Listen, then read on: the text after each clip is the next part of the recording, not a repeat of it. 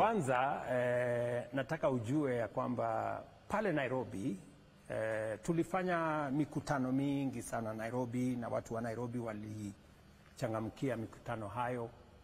Kulikuwa na visa vya wizi hapa na pale, kwa sababu Nairobi unajua vile mambo yalivyo Nairobi, na sitarajii kwamba yale mambo ya wizi ya hapa na pale itatokea katika msafara huu, kwa sababu tunawaelewa watu wa huku mashinani, watu wa mlima ni watu wa amani, ni watu ambao wanaelewa mambo ya maendeleo. Hatuja kuja hapa kufanya siasa, tumekuja hapa kupangana na wananchi wa hapa, mambo ya miradi yao, mambo ya maendeleo yao, tuweze kujua vile tutasonga mbele. Mimi nataka niwaeleze ndugu zangu watu wa Mlima Kenya,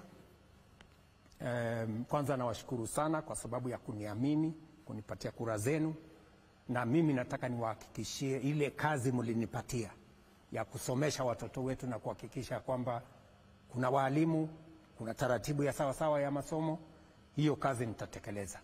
Mambo ya kilimo, kuhakikisha ya kwamba mambo ya chai, mambo ya kahawa, mambo ya maziwa na ile kilimo yote tutaishughulikia vizuri, na niko na taarifa nzuri ya vile haya mambo yamesonga mbele. Mambo ya barabara zenu, kama ni Mau, barabara zile zingine zote mtajionea wenyewe, kwa sababu sasa tuko na tumedhibiti uchumi wa Kenya, na sasa tuko na pesa ya kukamilisha hiyo miradi. Mambo ya housing inaendelea. Mimi nitakuwa Nyeri town hapa, kwa sababu tulianzisha phase 1, tunaendesha phase 2. Mambo ya stadium inaendelea.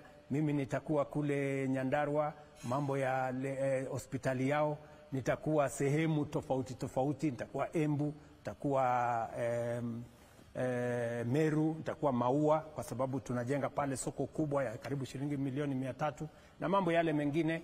Mimi natazamia sana kufika katika sehemu mbalimbali ya Central Kenya, hii Mlima Kenya, kwa shughuli ya mambo ya maendeleo ya sehemu hii.